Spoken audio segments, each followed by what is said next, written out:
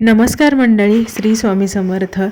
खरं तर हा व्हिडिओ दसऱ्याच्या आधीचाच आहे, म्हणजे घटस्थापना सुरू होती नवरात्र तेव्हाचाच आहे.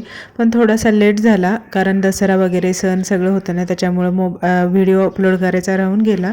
तर आज मी पारायणाचे सांगता करणार होते. सांगता म्हणजे उद्यापन करणार होते. बरेच दिवस दसऱ्या सणासुदीचे दिवस असून पण मला फुलं काही मिळलेच नाहीत. थोडीफारच असायची, जेवढी म्हणजे हार बनवायला येईल एवढी फुलं मला मिळत नव्हती. तर आज बघा हार बनवायला चांगली ताजी ताजी फुलं आणलेली आहेत आणि खूप दिवसातून म्हणजे शेवटच्या दिवशी अगदी मला हार बनवायला फुलं मिळालेली आहेत.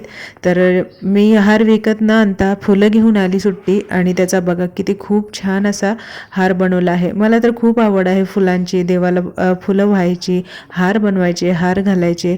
पण कसं आहे, लग्न झाल्यापासून शहरामध्ये आले आणि फुलं ह्या गोष्टी मिळायच्या कमी झाल्या. गावाकडे भरपूर मनसोक्त फुलं असायची, पण इथे नाहीत मिळत. तर चला असू द्या. आता माझा आजचा पारायणाचा शेवटचा दिवस आहे. म्हणलं देवाला आज तरी निदान हार फुलं व्यवस्थित सगळं असावं म्हणून हार बनवला. खूप छान असा हार झाला होता, त्याच्यामुळं ना एकदम प्रसन्न वाटत होतं. तर दत्तांच्या फोटोला हार बनवून घेतला, स्वामींच्या फोटोला नाही बनवला कारण फुलं मोठी मोठी असायची होती आणि फोटो छोटा होता ना, त्याच्यामुळे ना व्यवस्थित हार बनवता येत नव्हता आणि पूर्ण फोटो झाकून जाईल असा हार बनत होता. म्हणून त्या स्वामींना मी फक्त फुलंच वाहिली. तर एक झेंडूची फुलं एकदम गोंडस अशी मोठी मोठी आणि एकदम ताजी होती ना, त्याच्यामुळं खूप छान वाटत होतं.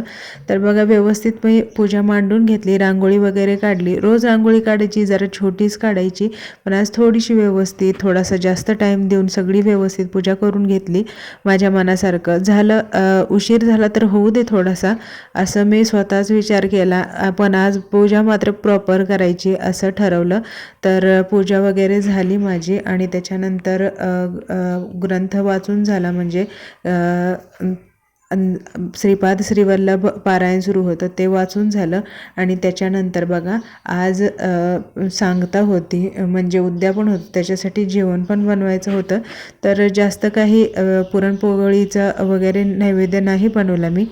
जे साधं सिंपल असतं, कांदा लसूण न घालता वरण बनवलं आणि घेवड्याची शेंग ती पण कांदा लसूण न घालताच बनवली. भात, थोडासा शिरा आणि चपाती असं सिंपल असं जेवण बनवलं. तर बघा इथे मी आता सांगता करत आहे. तर चला भेटूया अशा छानशा व्हिडिओमध्ये. बाय.